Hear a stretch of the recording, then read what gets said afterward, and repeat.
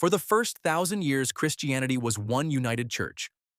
Then, a disagreement over authority, and even a single line in a creed, began to pull that unity apart. 500 years later, another conflict shattered the West again. Now you have three major branches of Christianity that all follow Jesus, yet answer the most important questions in very different ways. How did that happen, and why do they still matter today? Part 1. The first 1,000 years. For the first 1,000 years, Christianity was not divided into denominations. There was one church spread across different regions, including Rome in the west and Constantinople in the east.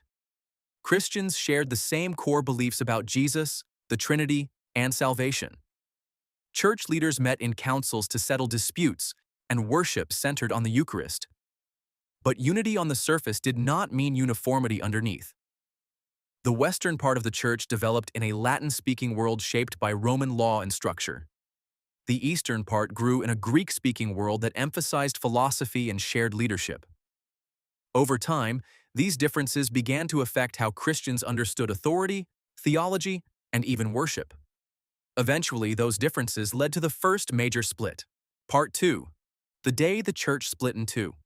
In 1054, the Christian world formally divided into what we now call the Roman Catholic Church in the west and the Eastern Orthodox Church in the east.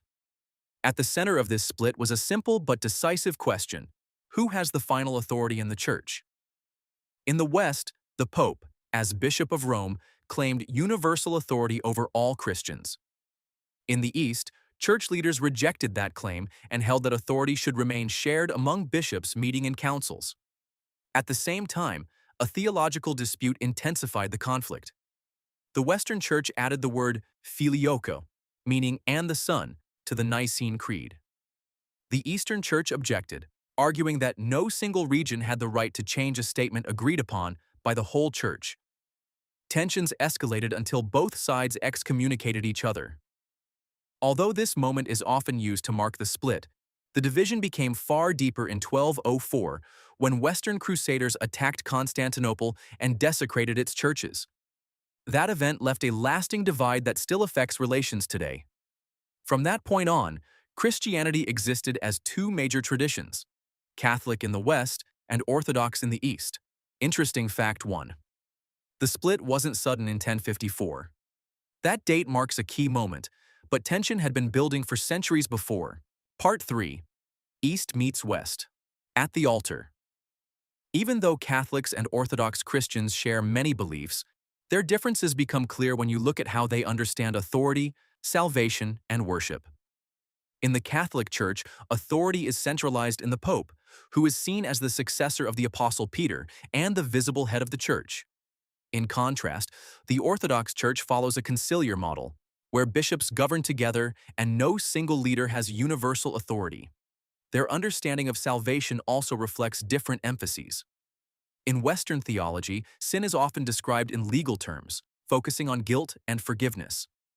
In Eastern theology, sin is more often understood as a sickness, and salvation is seen as a process of healing and transformation, commonly described as theosis, or becoming more like God. Worship highlights these differences. Catholic liturgy is structured and globally consistent, while Orthodox worship emphasizes continuity with ancient practices, using icons, incense, and chanting to create a strong sense of reverence and mystery. Both traditions believe that the Eucharist truly becomes the body and blood of Christ. However, Catholics define this change precisely as transubstantiation, while the Orthodox accept it as a mystery without explaining how it happens. There are also practical differences such as clerical celibacy in the Catholic Church, the use of leavened versus unleavened bread, and different ways of understanding the state of the soul after death. At this point in history, Christianity had already split in two. But a second major shift was about to reshape the Western Church entirely. Interesting fact 2. Orthodox worship hasn't changed much.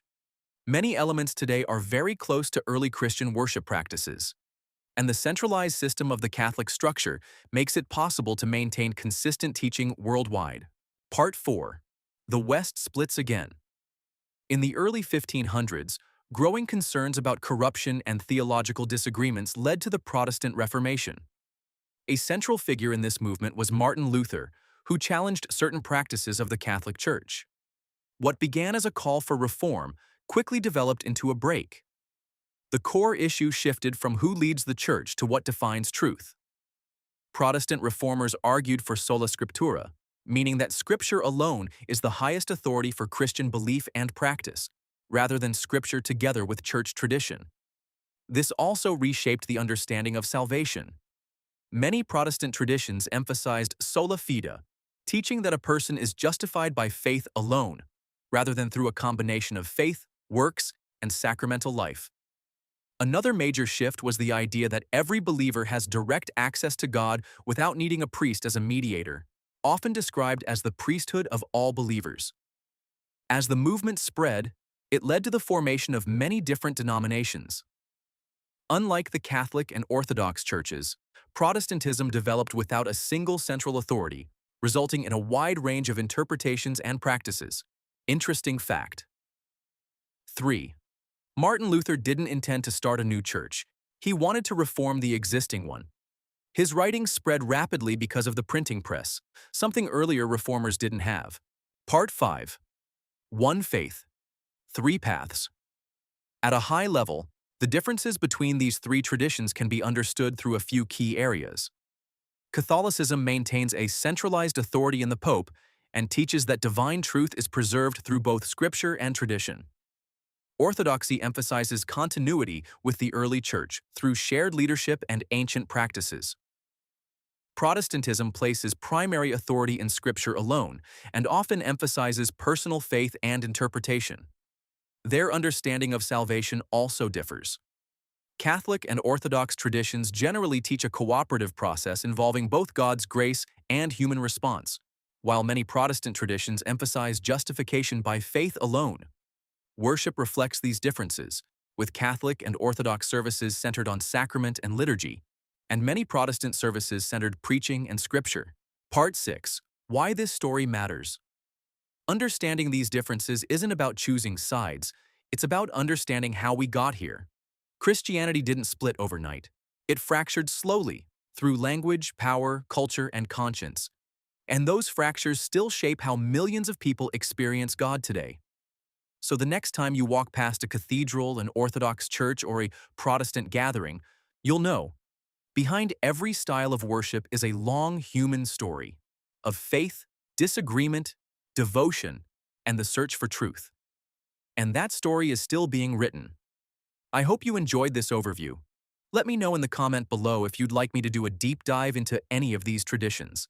Please like and subscribe for more Bible topics explained visually.